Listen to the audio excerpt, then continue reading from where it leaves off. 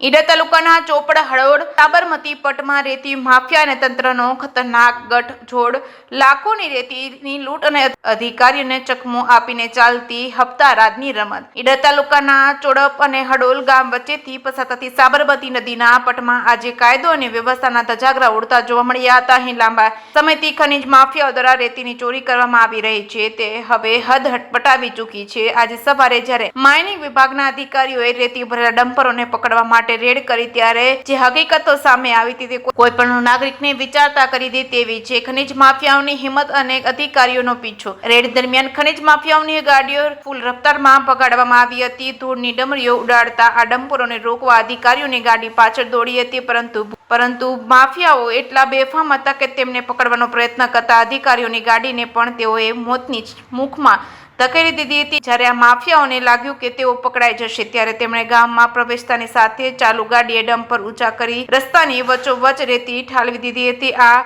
કૂટનીતિનો હેતુ માત્ર અધિકારીઓની ગાડીને રસ્તામાં ફસાવીને નાસી છૂટવાનો હતો. સામાન્ય નાગરિકોના જીવ સાથે રમત અને કોઈ નિર્જન વિસ્તાર નથી. આ ચોડપ અને હડોલ ગામનો મુખ્ય માર્ગ છે. જે સમયે માફિયાઓ પૂરપાટ ઝડપે ગાડીઓ ભગાવી રહ્યા છે ત્યારે ત્યાંથી પસાર થતા નિર્દોષ વિદ્યાર્થીઓને વૃદ્ધો કે ગ્રામજનોના જીવ તાવે ચોંટી ગયા હતા.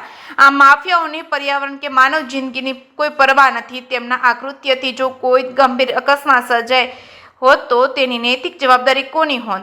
હપ્તારાજ અને તંત્રની મિલીભગતનો પર્દાફાશ. સૌથી મોટો અને ગંભીર મુદ્દો એ છે કે આ વિસ્તારમાં છેલ્લા ઘણા સમયથી લાખો રૂપિયાની રેતી ચોરી થઈ રહી છે. દરરોજ ઈડર અને રાજસ્થાન તરફ મોટા હાઈવાઓ મારફતે રેતીની ચોરી થાય છે. સ્થાનિકોની એવી ચર્ચા છે કે આ રેતી માફિયાઓ તંત્રના મળતિયા અધિકારીઓને દર મહિને લાખોનો હપ્તો ચૂકવે છે. શું આ રેડ માત્ર દેખાવ માટે જ હતી?